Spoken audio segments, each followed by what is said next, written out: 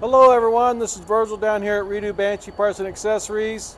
Hey, a customer of ours recently bought an engine about a month ago, got the engine and installed it in his bike. Was riding it one day, it was running great. The next day he went to ride it and he had an issue with the bike, the engine.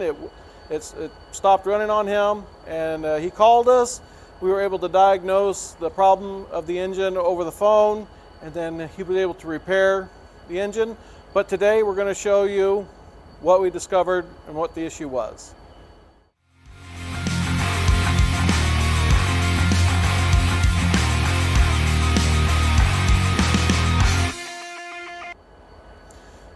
So in talking to the customer over the phone, he explained to me kind of the sounds that he heard.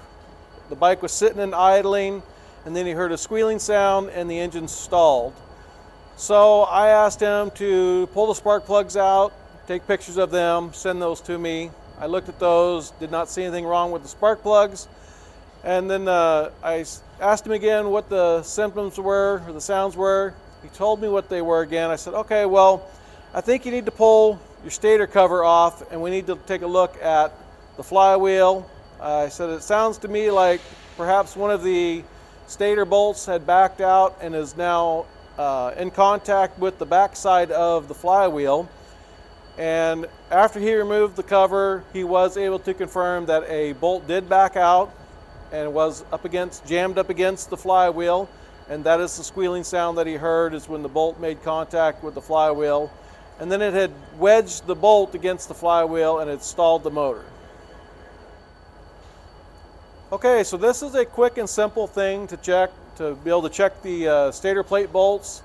And so what I'm going to do is I'm going to pull the flywheel cover off, and I'll pull the flywheel off, and then I will show you the stator bolts that have a tendency to back out and get wedged up against the flywheel.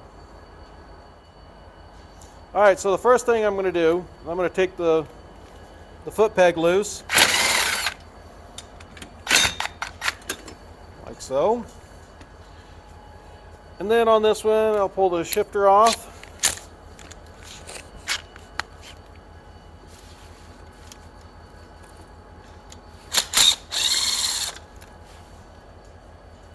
That allows me to have access to pull this cover off.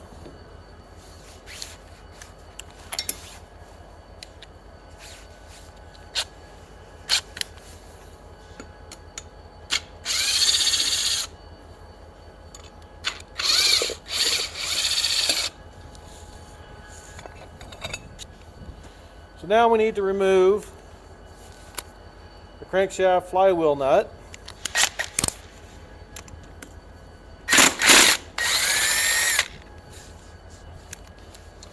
And then we'll install the flywheel puller. This we actually sell on our website. Always want to make sure that these threads inside here, that these threads engage in, that these are nice and clean, and you can be able to get this seated down several threads deep. And this is left-handed threads. You can see I got it on there quite a ways. And then this is the jack bolt. This is what actually pulls the flywheel off. And it's regular threads. Pulled it off just like that. And so what had happened was one of these bolts here, the stator plate bolt, it backed out and made contact with the backside of the flywheel. And it wedged itself against the flywheel and kind of had cocked in there. And so it had wedged itself in there and stopped the flywheel from turning. And the engine would not turn forward. And I think he was able to finally turn the engine backwards to get the bolt loose. And then he was able to remove the flywheel, take the 3 bolts out. The one was damaged, and so he bought 3 new bolts, installed a little bit of 1 drop of blue Loctite, reinstalled all 3 bolts, reinstalled the flywheel, and the engine runs perfect. Okay, so as you can see, this wasn't all that in depth to diagnose that this was the issue with the customer's bike. That's one of the reasons why I had told him over the phone. So he was able to repair this, put it back together, fired up the bike, and has been enjoying the bike ever since. I know that one day he rode it 3 hours, and then the next day he rode it 2 hours. Bike runs perfect.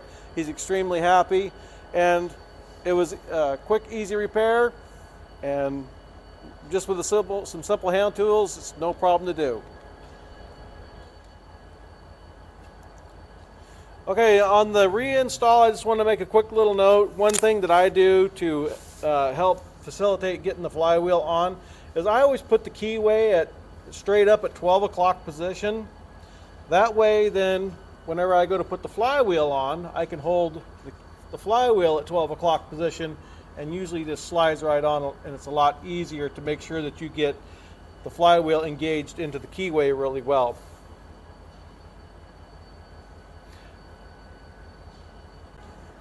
And then it's just a matter of reinstalling the cover, the gear shifter, and tightening the foot peg, and any other things. If you had heel guards, put that back on. This bike doesn't have heel guards though. And then it'll be good to go and ready to ride.